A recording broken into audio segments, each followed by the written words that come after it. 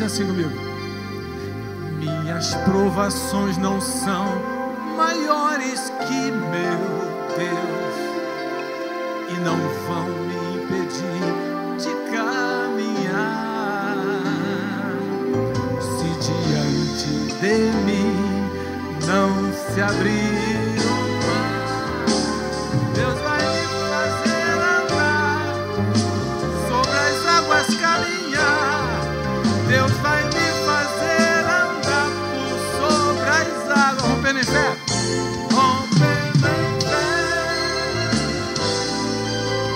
Minha vida se revestirá do teu poder. Rompendo em fé. Com ousadia vou mover o sobrenatural. Vou lutar e vencer. Vou plantar e plante. Rompendo mais uma vez. Rompendo.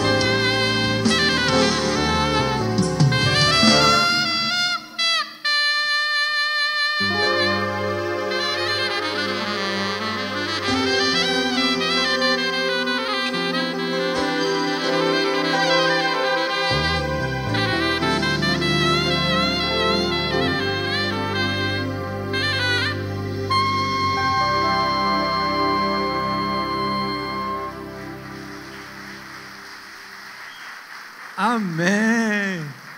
Vou plantar e colher, vou lutar e vou vencer. Amém? Essa é a vida do cristão. Não é mole, não, não é fácil, não, né? Os tempos são difíceis, nem em qualquer lugar do mundo, né? O problema não é prioridade ou é coisa só do Brasil, não. Está rolando no mundo todo, irmão. Mas a gente tem que romper em fé a cada dia, né? Amém? Deixa eu buscar um outro hino aqui. Vou tocar um outro. Não era o que estava no script. Eu navegarei no oceano do Espírito. Isso é legal. Todo mundo conhece a letra.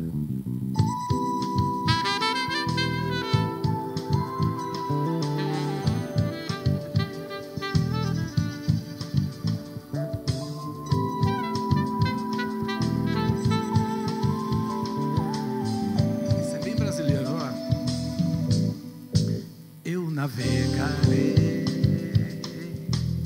no oceano do Espírito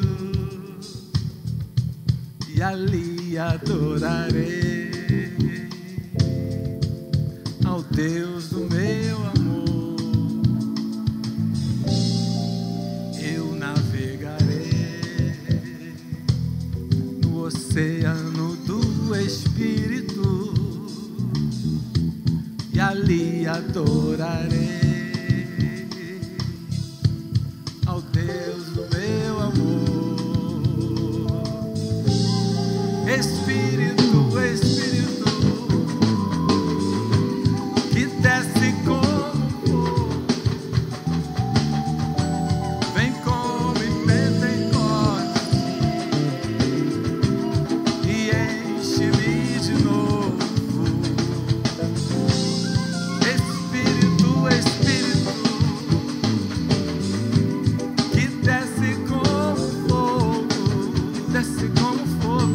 Vem com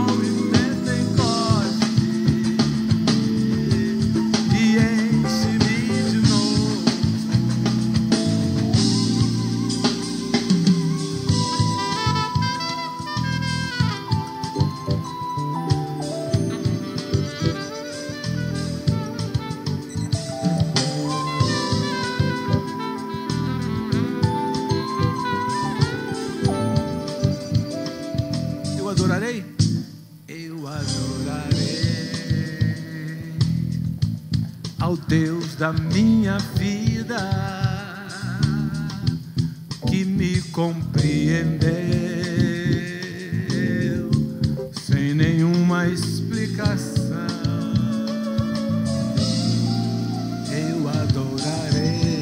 Eu adorarei ao Deus da minha vida, que me compreendeu, que me aceitou sem nenhuma explicação. Oh, Espírito, Espírito,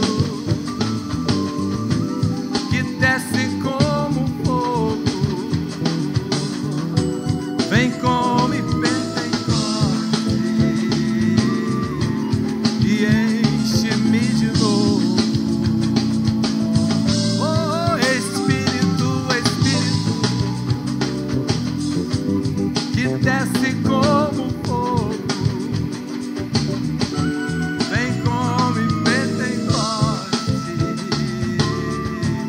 e enche-me de novo. Espírito de Deus, Espírito Santo de Deus.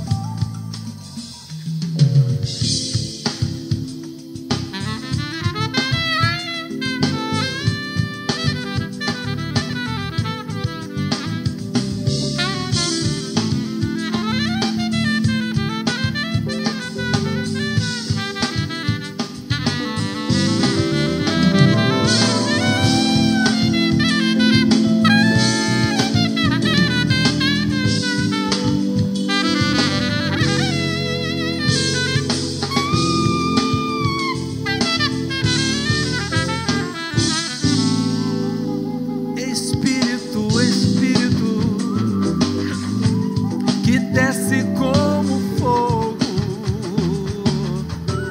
vem como Pentecoste, mudou a letra, e enche o seu povo de novo.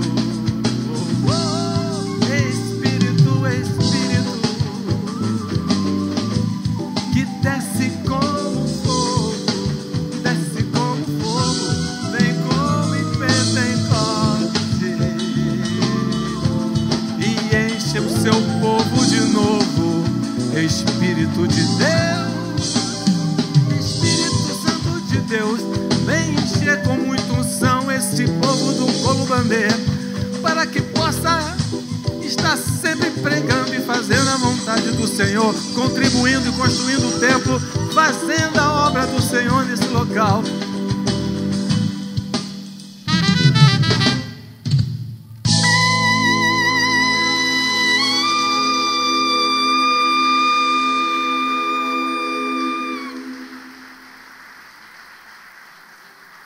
Amém, amém, amém, amém.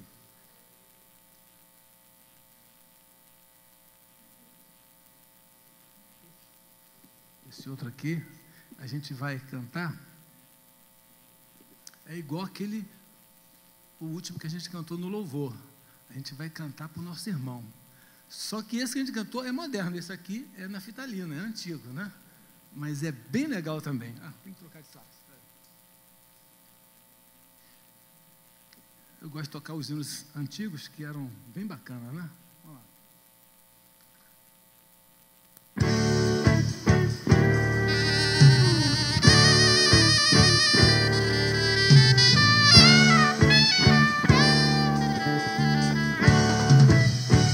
Ensaiando primeiro. Quero que valorize o que você tem. Você é um ser, você é alguém tão importante para Deus. Nada de ficar sofrendo angústia e dor nesse seu complexo inferior, dizendo às vezes que não é ninguém. Eu venho falar do valor que você tem. Eu venho falar do valor que você tem. Ele está em você, o Espírito Santo se move em você. inexprimíveis. Oh, inexprimíveis. Aí você pode então perceber que para Ele há algo importante em você. Por isso levante e cante. E você tem valor. O Espírito Santo se move em você. É antigo essa, né? Você tem valor. Você é importante, meu irmão, para a obra de Deus. Assuma o seu papel.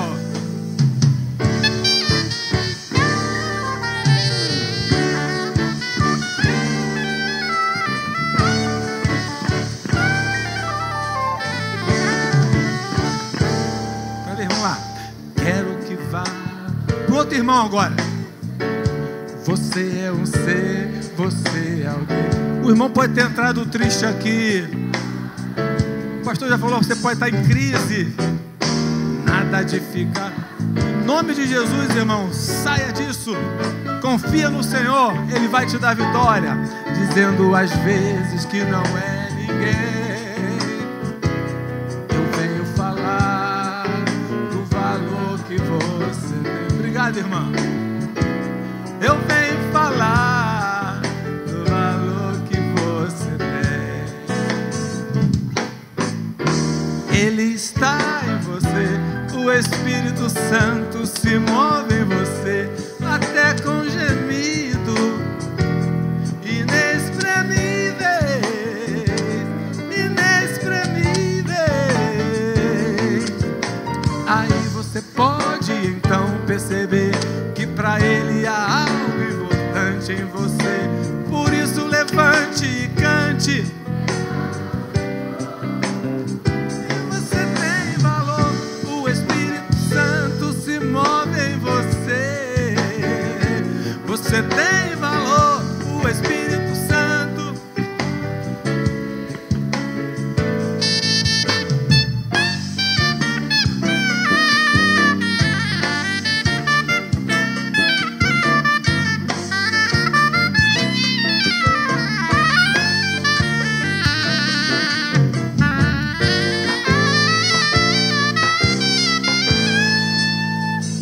Você tem valor, o Espírito Santo se move em você.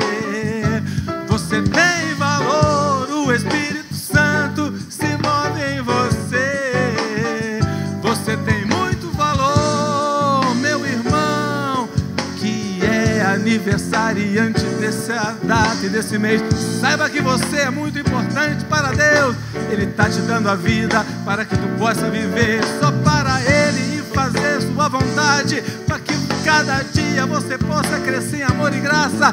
Você é importante para Deus, você é importante para os irmãos. Você, irmão, venha, venha para cá. Você tem valor. Amém.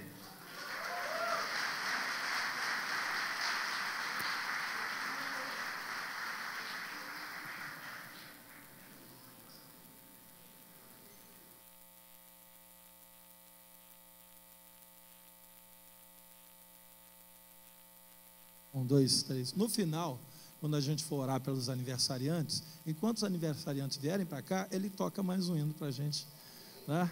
Ser abençoado aí por essa boa música.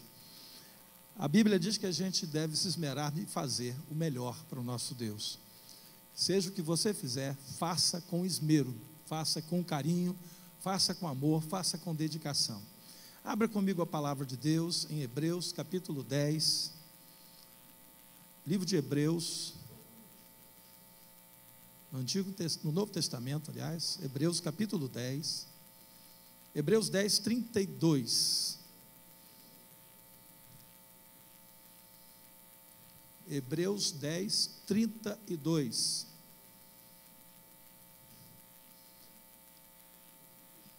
Diz assim: lembrai-vos, porém, dos dias anteriores, em que depois de iluminado sustentaste grande luta e sofrimentos, ora expostos como em espetáculo, tanto de opróbrio quanto de tribulações, ora tornando-vos coparticipantes com aqueles que deste modo foram tratados. porque não somente vos compadecestes dos encarcerados, como também aceitaste com alegria o espólio de vossos bens, tendo ciência de possuirdes vós mesmos patrimônio superior e durável. Não abandoneis, portanto, a vossa confiança, ela tem grande galardão. Com efeito, tendes necessidade de perseverança, para que, havendo feito a vontade de Deus, o que, igreja? Alcanceis a promessa, porque ainda dentro de pouco tempo, aquele que vem virá, e não tardará. Todavia, o meu justo viverá pela fé. E se retroceder, nele não se compraz a minha alma. Nós, porém, vamos falar juntos? Nós, porém, não somos dos que retrocedem para a perdição. Somos, entretanto, da fé para a conservação da alma. Aleluia. Louvado seja o teu nome, Pai. Essas palavras do escritor aos Hebreus são palavras muito contemporâneas, palavras, ó Deus, que têm a ver com as lutas que nós enfrentamos hoje, como igreja nesta terra. Por isso, Pai, usa essa inspiração para nessa noite, Pai, falar intimamente a cada coração que está aqui. E aqueles que possam estar, ó Deus, nos ouvindo, onde quer que estejam, que a Tua palavra seja uma boa semente, seja um bom alimento e seja também direcionamento para as nossas vidas. O povo de Deus diga amém. Aleluia. Você pode tomar o seu lugar. Eu queria que você dissesse isso para Deus nessa noite. Você vai repetir comigo: retroceder jamais. Diga, retroceder jamais. A gente tem que ter essa palavra constantemente no nosso coração. Por que eu estou dizendo isso? Porque nós vivemos um tempo em que muitos estão retrocedendo na fé. Ao invés de crescer na fé, avançar na fé, evoluir na fé, tem gente que está retrocedendo, involuindo, diminuindo. Nas lutas pelas quais enfrentavam, né, os judeus quando eles foram para a Babilônia, exilados, contra a vontade, vencidos numa batalha, porque quem vence numa batalha perde muita coisa, né? E eles perderam até a condição de dizer onde eles queriam ficar. Mas eles receberam uma ordem da parte de Deus, né, pelo profeta, que disse para eles: olha, Deus está mandando dizer para vocês que vocês vão para lá, vão passar 70 anos lá, mas tem uma ordem de Deus, que vocês não diminuam, que vocês cresçam naquela terra. Como? Diante de um quadro como esse. Aqui nós encontramos o escritor aos Hebreus, que eu particularmente creio que foi o apóstolo Paulo. Não tem autoria no livro, né? Eu quero até explicar isso para a igreja. O livro de Hebreus não tem autoria, mas realmente Paulo não tinha condição de ser autor, de se intitular autor desse livro. Porque uma vez que ele se converteu ao cristianismo, se ele assinasse essa carta, os judeus não iam ler, porque o tinham agora como traidor do povo judeu, por ter ele iniciado a sua caminhada com Jesus. Então ele resolveu escrever essa carta, ao meu ver, anonimamente. Mas no jeito de falar, no jeito de se pronunciar, na forma de expressão, a gente encontra muito daquilo que tem nas cartas, em que ele pôde assinar, porque ele estava enviando às igrejas as quais ele fundou, aos quais ele evangelizou. Mas o povo judeu agora considerava Paulo, né, um traidor da causa dos judeus. Muito pelo contrário, ele disse: agora eu me tornei um verdadeiro judeu. Agora realmente eu tenho a verdadeira circuncisão, que é a circuncisão de Cristo no coração. Então o apóstolo Paulo, vou aqui usar essa prerrogativa, ao escrever aos Hebreus, ele está falando aqui de alguma coisa que acontece com todos nós. Existem muitas circunstâncias na vida, querido, que tentam nos empurrar para trás. Todo dia acontece alguma coisa para nos empurrar para trás, em relação à nossa aliança com Deus e à nossa fé nas promessas de Deus. Ou seja, é para você deixar de crer mesmo, é para você voltar atrás e deixar de caminhar com Deus na sua vida. Quando estamos dando os nossos primeiros passos na nossa vida com Deus, nós somos alvos de muitos ataques frontais do inimigo. Os primeiros ataques que o diabo faz à vida de alguém são ataques frontais.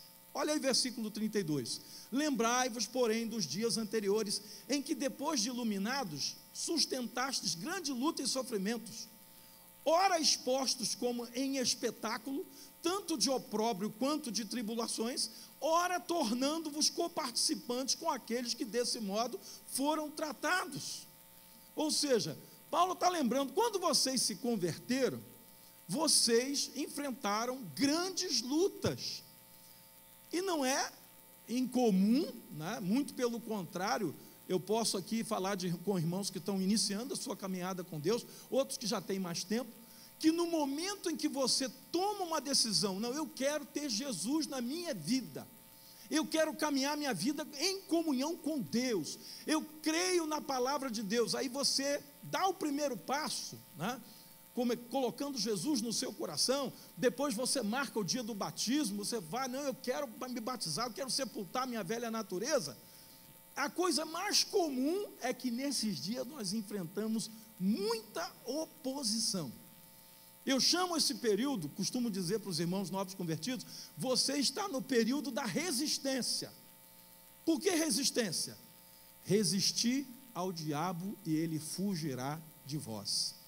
No início, Satanás, ele faz vamos dizer assim, uma pressão frontal, né? Ele não se esconde, ele realmente vem com fúria, porque ele percebe que ele está perdendo aquela pessoa, o reino das trevas está perdendo e o reino de Deus está ganhando. E neste período, o inimigo das nossas almas, ele joga pesado para fazer com que nós desistamos de caminhar com Jesus, inclusive usando pessoas como nossos familiares e amigos. Quem aqui, quando se converteu, enfrentou isso que eu estou falando? Levanta a mão, você pode levantar. Agora, permaneça com a mão levantada e dá uma olhada em volta. Permaneça com a mão levantada, olha aí. Quando você estava enfrentando isso, você dizia assim, não é possível. Eu, quando estava lá no mundo, né, eu não passava por esses problemas. Agora que eu aceitei Jesus, parece que a casa está desabando na minha cabeça. E aí o diabo entra com aquela pressão, inclusive de parentes, de amigos, que começam a nos olhar de cara feia, né? E não aceita que você agora não quer mais participar da roda dos escarnecedores, porque antes você sentava na mesa, você participava da roda, você estava junto, mas agora você não tem mais prazer nessas coisas. E aí essas pessoas se levantam frontalmente contra você. Neste período que nós passamos, né, por um período também de descontaminação do mundo, e nós enfrentamos algumas perdas, e aí que tem gente que nessa fase ele desiste. Olha o que diz o versículo 34, porque não somente vos compadecestes dos encarcerados, do qual, né, o apóstolo Paulo era um. Por isso que eu estou dizendo, tem muita coisa nesse texto aqui, que tem a ver com ele, mas ele não assinou, não pôde assinar a carta, né? Como também aceitastes com alegria o espólio de vossos bens, tendo ciência de possuirdes vós mesmos patrimônio superior e durável. O que ele está falando aqui? No início da igreja, quando se levantou grande perseguição contra os cristãos, nós vemos na palavra de Deus que os cristãos, os que se convertiam, eles costumavam vender tudo que possuíam e entregar o resultado dessa venda aos apóstolos. Por quê? Porque se eles não vendessem, eles iam perder. Então, antes que eles perdessem, porque lhes teria tomado seus bens, sua casa, eles vendiam, transformavam aquilo em algum recurso para que pudessem viver em comunidade, porque eles iam perder de qualquer maneira. E quando a gente começa a caminhar com Jesus, eu quero falar alguma coisa aqui que, por exemplo, o Ministério de Libertação toca muito nisso quando vai trabalhar na libertação. Quando a gente estava lá no mundão, tem uns negócios que veio para a nossa vida de maneira errada. Tem dinheiro ilícito na nossa vida. Tem recurso de mentira, de venda fraudulenta, dinheiro de corrupção, dinheiro de roubo. Você sabe que nesse momento começa uma batalha? Jesus quer limpar a nossa vida por completo. E Satanás vem para fazer a cobrança. Olha, isso que ele tem aí, isso que ele está desfrutando aí, fui eu que dei.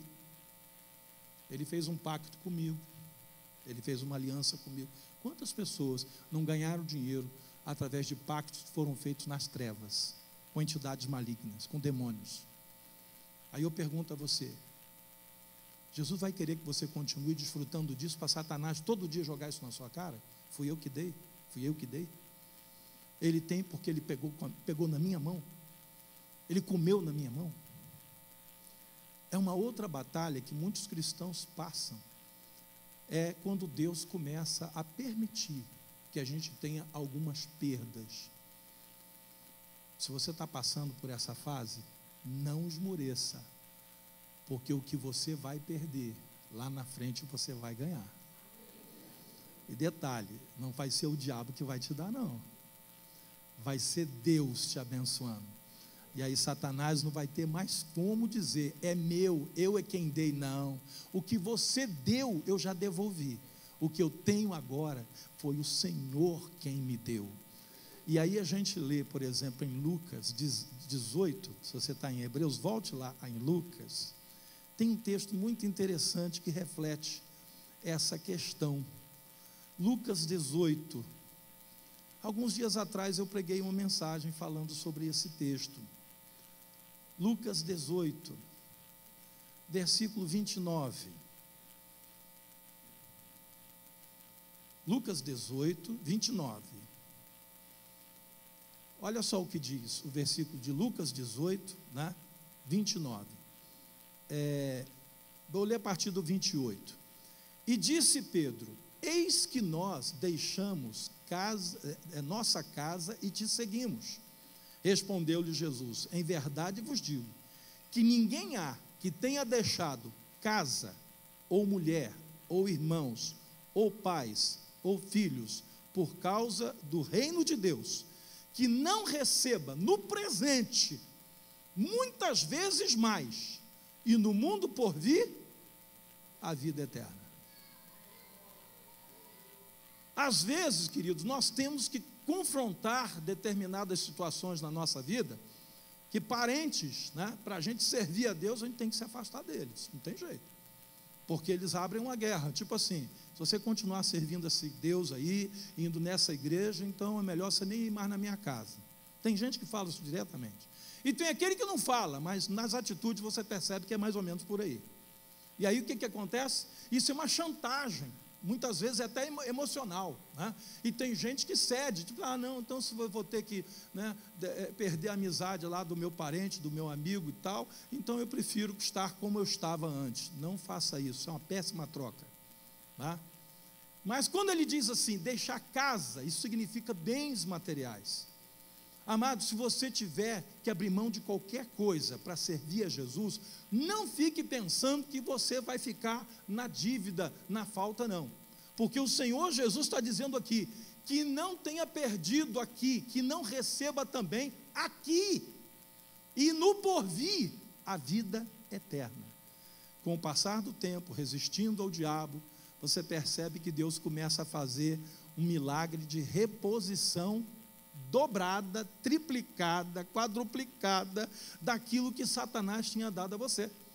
Jó, no capítulo 42, se você puder voltar à sua Bíblia, vai lá um pouquinho antes de Salmos. Jó 42.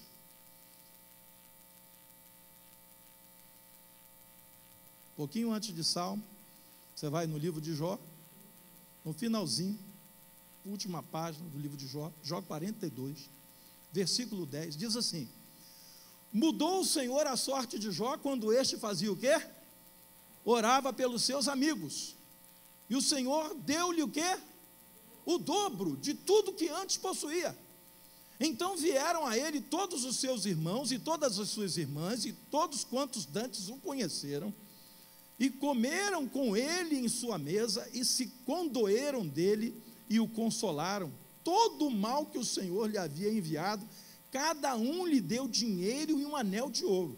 Assim abençoou o Senhor o último estado de Jó mais do que o primeiro, porque veio a ter 14.000 ovelhas, 6.000 camelos, 1.000 juntas de boi, 1.000 jumentas. Também teve outros 7 filhos e 3 filhas. Chamou o nome da primeira de Gemina, da outra Quésia, e o da terceira Querem Apuque. Em toda aquela terra não se acharam mulheres tão formosas como as filhas de Jó, e o seu pai lhes deu herança entre os seus irmãos. Depois disso viveu Jó 140 anos e viu os filhos dos seus filhos e os filhos viu a seus filhos e os filhos de seus filhos, até a 4ª geração. Então morreu Jó velho e farto de dias. Mas o irmão está lembrando o que ele passou? Quando a esposa diz assim: você ainda está servindo esse Deus, ainda mantém a tua dignidade como homem de Deus, amaldiçoa logo esse teu Deus e morre de uma vez. Você pensou ouvir isso da esposa? Depois de ter perdido todos os filhos numa tragédia, num dia só, um terremoto, a casa caiu sobre a cabeça deles, mataram todos. Depois dele ter perdido todos os seus bens, depois de Satanás ter tocado pela permissão de Deus na sua vida, e ele ter ficado enfermo, doente da planta do pé ao alto da cabeça, com feridas, com úlceras. Irmãos, o que a gente tem vivido hoje é um cristianismo muito raso. Muitos cristãos não estão preparados para passar dias de perda, só dias de vitória. Ô, irmão, só vitória. Não tem só vitória não, tem dia que a gente perde. Só que para o crente, quando ele perde com Deus, é ganho. E quando ele ganha sem Deus, é perda. Eu tenho na minha memória uma palavra de um pastor que eu conheci há algum tempo atrás. Ele compôs até um hino que diz que portas que se fecham são iguais às que se abrem, quando são abertas ou fechadas por Deus. Pastor Josué Rodrigues, Betânia de Niterói.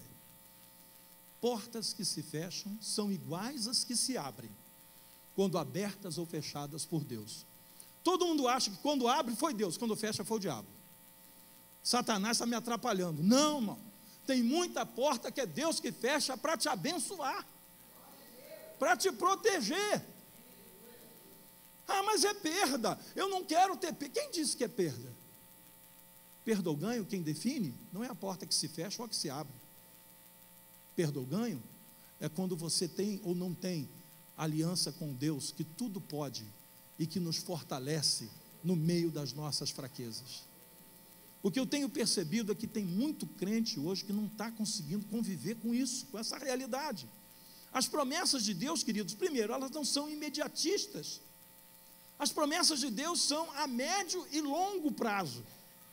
De vez em quando, você faz uma oração e Deus te responde assim, ó, vapt-vupt, mas fala a verdade, é sempre assim?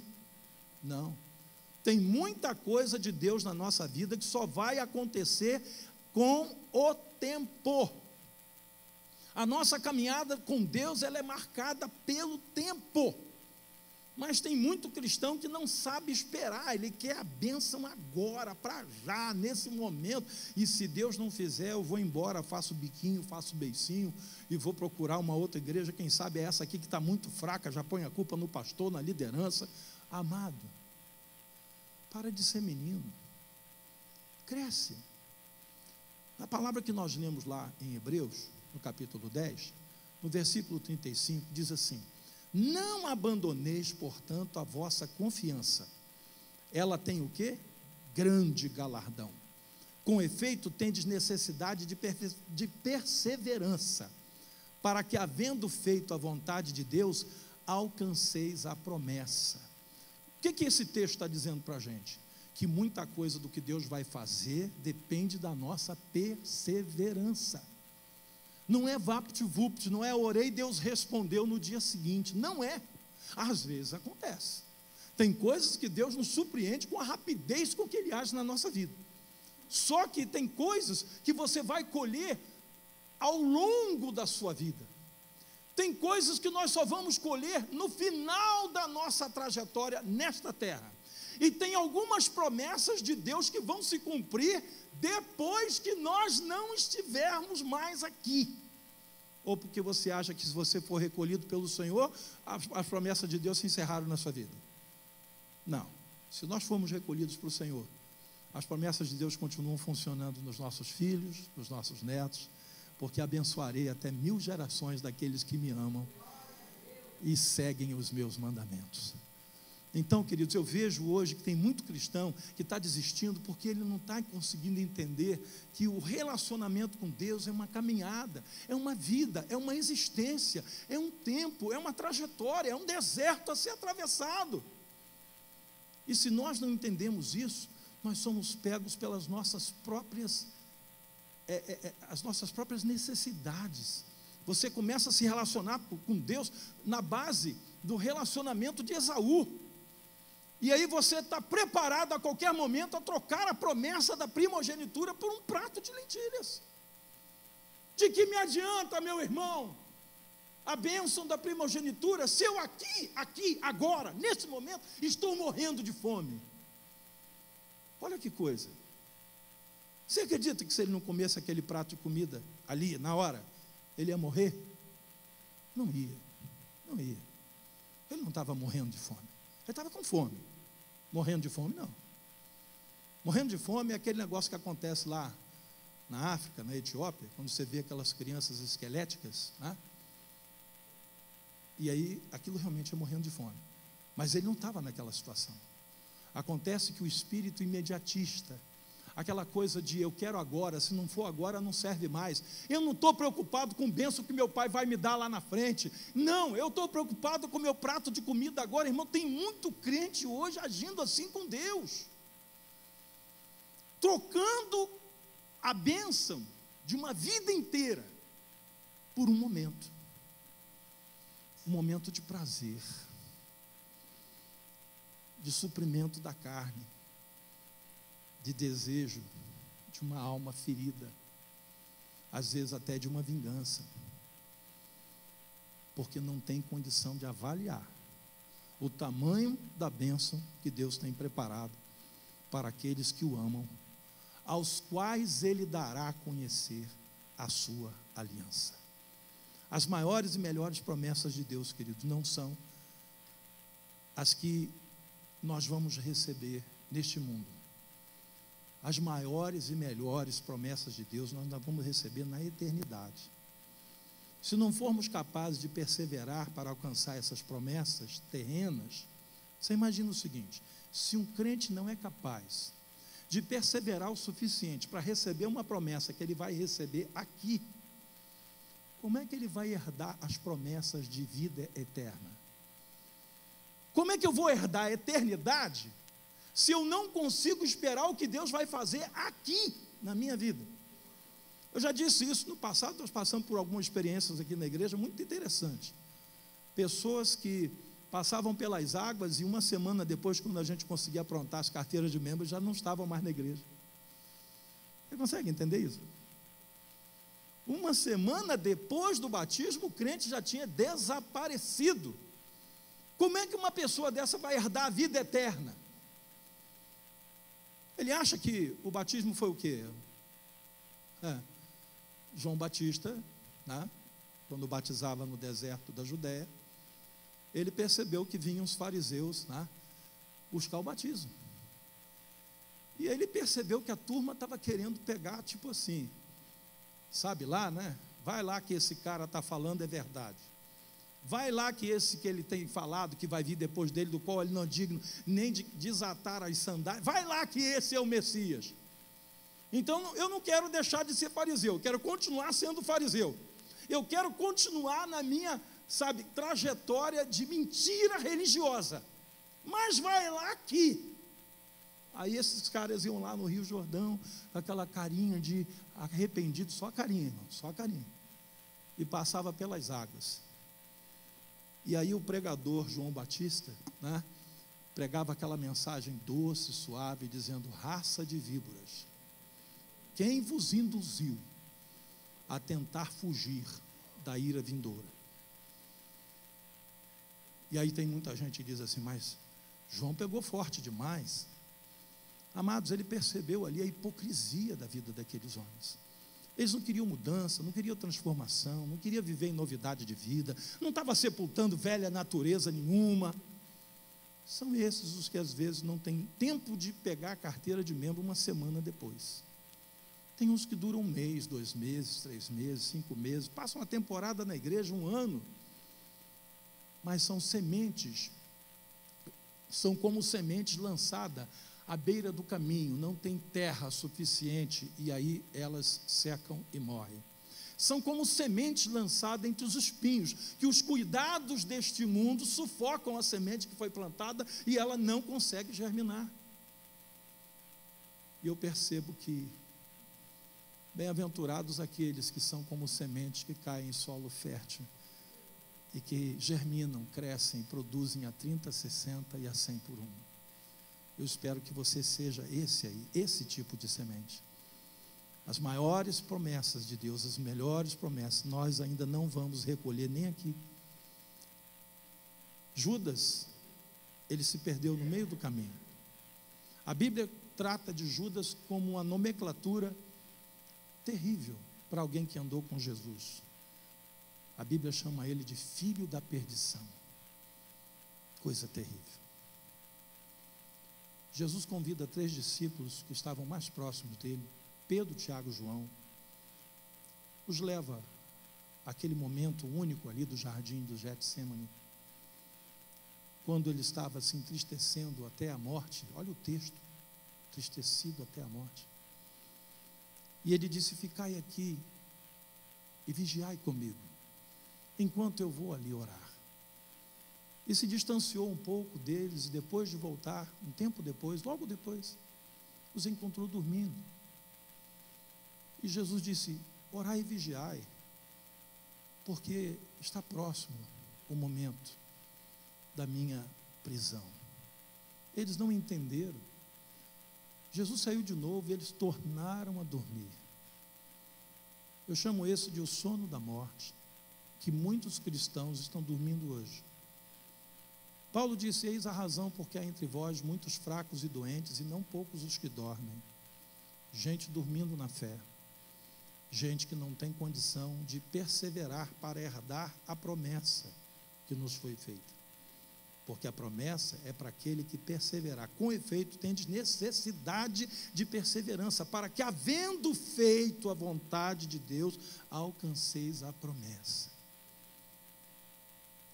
Isso é uma questão condicional. O escritor aos Hebreus, ele declarou profeticamente e pela fé que os verdadeiros cristãos não são os que retrocedem para a perdição, como a gente leu no versículo 39, que diz: nós, porém, não somos dos que retrocedem para a perdição. Somos, entretanto, da fé para a conservação da alma. Esse versículo é muito significativo. O apóstolo, ao escrever esse trecho, ele se valeu de uma ousadia na fé, de uma ousadia profética, para falar sobre aqueles que poderíamos chamar de verdadeiros cristãos. Os verdadeiros cristãos são homens e mulheres de fé. Somos, entretanto, da fé. E eu quero crer que hoje eu estou diante de homens e mulheres que são homens de fé. E que você não pensa, não está no seu script desistir. Assim como diz o texto aí mesmo, no versículo 38, na primeira parte do versículo, diz assim: todavia o meu justo viverá pela fé. Queridos, eu posso dizer para os irmãos, compartilhando assim, bem intimamente, bem abertamente, que nós vivemos um tempo que ou a gente vive pela fé ou não vive. Porque hoje a gente tem que viver pela fé até para vir para o culto. Senão você fica em casa com medo com as coisas que estão acontecendo ao nosso redor. Hoje, assassinaram um pastor. Amados, domingo eu estava clamando com a igreja aqui, e eu disse: Deus tem me incomodado para a gente orar e clamar aos céus, e clamar ao dono do universo, para que Ele nos ajude com o nível de violência que a nossa cidade está sendo exposta. Quem aqui costuma de vez em quando receber de um amigo, de um conhecido, de um parente, alguém que você conhece, imagens de violência pelo seu WhatsApp? Quem recebe isso de vez em quando? Levanta a mão, levanta, permanece. Agora permanece com a mão levantada e dá uma olhada em volta, para você ver os outros. Deixa eu fazer uma pergunta para você. Você acha que isso aí é fruto do acaso? Mas não é mesmo. É muita gente para ser acaso. Você sabe qual é a intenção do diabo com tudo isso? Imprimir o medo dentro do coração. Os bandidos hoje estão usando uma estratégia para poder dominar a outra facção. Eles fazem coisas horrendas, filmam e lançam na internet, principalmente pelo WhatsApp, para que os seus inimigos de facção temam aquele grupo que está fazendo isso. E são imagens terríveis. São imagens assim de... Você parece, a sensação que a gente tem é que a gente está vendo o inferno na terra, quando a gente vê aquelas imagens. E se você não perceber isso, se você permitir, essas imagens vão entrar no teu coração, ao ponto de você ficar com medo de vir à casa do Senhor. E você sabe que essa é a intenção do diabo, que você não venha mesmo. Irmãos, eu não estou falando de você desafiar as trevas sem a menor necessidade, né? Ah, ali tem uma rua, né? Essa aqui eles estão chamando de Recanto do Perdeu, né? E essa aqui, não, essa aqui é mais tranquilo. Eu sou crente, então só para afrontar Satanás eu vou passar pela rua mais perigosa. Você tem necessidade de fazer isso? Não. Não. Isso é tentar a Deus, tá? Isso é tentar fazer aquilo que Satanás tentou fazer com Jesus. Se tu és o Filho de Deus, lança-te daqui abaixo. Ele estava no pináculo do templo, porque aos teus anjos dará ordem ao teu respeito para que te guardem. Jesus falou assim: olha, não é assim que funciona não. Não tentarás ao Senhor teu Deus. Mas eu estou falando daqueles que nem pela rua perigosa e nem pela rua tranquila saem mais de casa para ir à casa do Senhor. Aí mordeu a isca do Satanás. Esse mordeu a isca do diabo, porque está preso a um medo que ele não deveria ter. Senhor, eu estou indo para a tua casa, não estou te tentando, não estou fazendo loucura, não estou indo para o lugar mais perigoso, mas eu preciso estar na tua casa junto com os meus irmãos te buscando. Eu tenho certeza que a esses o Senhor vai guardar e vai proteger. Ah, mas eu conheço um caso. Irmãos, eu conheço milhares de casos em que o Senhor livrou, que o Senhor guardou, que o Senhor protegeu. E aí a gente vai pelo único caso que aconteceu uma fatalidade e a gente faz daquilo uma regra. E a gente se deixa levar pelo medo. Todavia o meu justo viverá pela fé. Os verdadeiros cristãos, eles guardam a sua alma, ou seja, o seu coração, para a conservação da alma. Olha o que diz o texto aí, capítulo 10, versículo 39, diz assim: nós, porém, não somos dos que retrocedem para a perdição, somos, entretanto, da fé para a conservação da alma. O que é a conservação da alma? Eu já tenho falado isso à igreja. De tudo que tens a guardar, guarda o teu coração. A alma é o centro das nossas emoções. E se você não vigiar, a tua alma é contaminada. Contaminada por quê? Por tristeza, por mágoa, por angústia, por decepções, por ansiedades, por medos, chegando até uma depressão. Tem gente hoje vivendo uma situação de angústia e depressão na sua vida, porque a sua alma foi dominada por essas coisas. Mas também tem uma outra parte da alma que a gente tem que vigiar, e é muito importante também.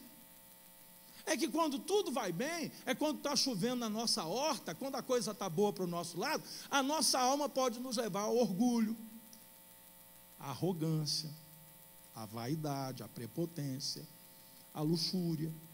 e há outras formas de ataque da nossa fé e da nossa comunhão com Deus. Então hoje eu vejo cristãos apostatando da fé, porque a sua alma foi contaminada por sentimentos ruins, advindos de um deserto que a pessoa está atravessando na vida, e também aqueles cuja alma foi contaminada por sentimentos de pecado, porque quando deveria estar desfrutando da presença de Deus, estão mais preocupados com as coisas desse mundo, e aí entra o orgulho, a arrogância, a vaidade, a prepotência. Nós, porém, somos, entretanto, da fé para a conservação da alma. Aqui nessa noite entre nós, querido, Deus quer renovar vidas que estão enfrentando lutas e sentindo-se enfraquecidas na fé e na esperança. Eu tenho certeza disso. Tem pessoas aqui que estão passando um deserto na vida. E Satanás todo dia se levanta para afrontar você, para dizer, olha, você não vai aguentar, você vai submergir, você não vai conseguir, você não vai chegar ao final, esse problema não tem jeito, não vai resolver, e aí você vai ficando entristecido com isso. Que você não saia daqui apenas nessa noite como quem veio a mais um culto. O que Deus colocou no meu coração, eu não quero que o meu povo saia da minha casa como quem veio apenas a mais um culto, não quero. Eu quero que que o meu povo saia da minha casa renovado na minha presença, vivendo um momento realmente de transformação e de vida. Que você deixe no altar os fardos que estão te impedindo de andar, viver, crer, sonhar e ter fé e esperança. Porque a gente está vivendo um tempo hoje, irmãos, assim, como que dizendo, você tem esperança? Não tem mais não, porque não tem jeito, não tem jeito. Irmão, só não tem jeito para uma coisa, quando alguém morre sem Jesus, aí realmente está sem jeito, esse aí não tem jeito. Porque até a morte tem jeito, porque se morrer com Jesus, já tem jeito. Porque a palavra de Deus diz que aqueles que morrem com Jesus não conhecerão a segunda morte. Porque essa segunda morte não terá domínio sobre eles. E detalhe, tem uma turma que nem a primeira morte vai conhecer. São aqueles que quando Jesus voltar ainda estiverem vivos nessa terra, porque a Bíblia diz que os vivos serão transformados. Sabe Enoque? Sabe Elias?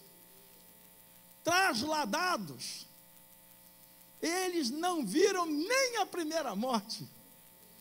Essa é a promessa de Deus para aqueles que perseverarem até o dia da sua vinda.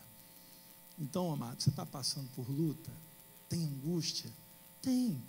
No meio do caminho entre o Egito, de onde você saiu do pecado, e na Canaã celestial, a qual o Senhor está nos preparando, entre uma coisa e outra tem um deserto no meio.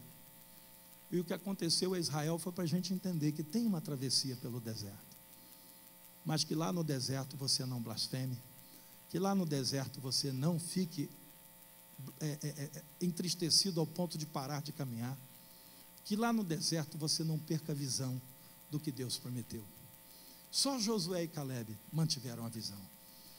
O restante todo, daquela geração que saiu lá do Egito, ninguém, só Josué e Calebe entraram na terra prometida. O restante foram os filhos e os netos daqueles que saíram 40 anos atrás. Amados, que não sejam apenas os nossos filhos e os nossos netos, mas que essa geração, nós, possamos herdar as promessas de Deus. Amém? E se você tem enfrentado lutas, saiba que tudo isso está aqui, na palavra de Deus, previsto. Eu tive perda. Não tem problema não. Se você perdeu alguma coisa, o teu Deus é suficientemente poderoso para ressarcir muitas vezes mais. É só você não perder a visão. Não perde a visão, irmão, não perde a meta, não perde o alvo. Combate o bom combate, completa a tua carreira e guarda a fé para você ver o que está te aguardando. As promessas de Deus vão se cumprir na nossa vida. Eu quero orar nessa noite, antes de orar pelos aniversariantes, por você que está enfrentando dias de deserto, de angústia, de perda, de muitas vezes, sabe, você se entristecer, não ter força. Irmãos, não tenho vergonha de dizer isso, não. Já teve dia na minha vida, como crente, como pastor, isso já aconteceu na minha vida. Eu entendo que alguns pastores estão passando hoje, entendo até esses pastores que não suportam e tiram a própria vida. Entendo esse processo. Eu jamais tiraria a minha vida. Mas teve dias que eu pedi como Elias: Senhor, toma a minha vida porque eu não quero mais viver. Eu já cheguei a fazer esse pedido para Deus. E Deus disse: ó, nananina não. Você ainda vai fazer muita coisa no meu reino. Hoje eu entendo que realmente Deus estava certo. Quando Ele não ouviu a minha oração, Ele me renovou. Sabe onde Ele me renovou? No altar. Cada domingo que eu pregava aquela palavra não era só para o povo, era para o povo e para mim também. E eu me alimentava da própria palavra. Sabe por quê? Porque a Bíblia diz que os que servem no altar são os primeiros a se alimentar do altar. Vou te dar um segredinho, anota aí esse segredinho. Se você está vivendo dias de angústia, tem uma saída muito legal. Trabalha para Deus, serve a Deus, porque quem serve no altar é o primeiro a se alimentar do altar. Eu entendi isso cedo na minha vida. E Satanás, ele faz um joguinho. Ele tenta parar a gente. Quando você se converte, ele dá aquela pressão para ver se você desiste ali, na partida. Mas quando ele percebe que toda vez que ele tenta te parar, o prejuízo é todo dele, ele para. Sabe por quê? Porque ele vai fazer isso na vida de outro, na sua não funciona. Esse crente aí é problema, porque toda vez que eu tento confrontar, eu saio no prejuízo. Resistir ao diabo e ele fugirá de vós. Então, amados, é isso que eu quero pedir a Deus nessa noite: renovação para a tua vida, renovação das tuas forças, da tua fé, da tua confiança, da tua esperança, de todo o projeto de Deus preparado para te abençoar. Se você está enfrentando lutas e quer essa renovação, irmão, não fique em pé porque o outro ficou do lado, não, mas porque você realmente quer.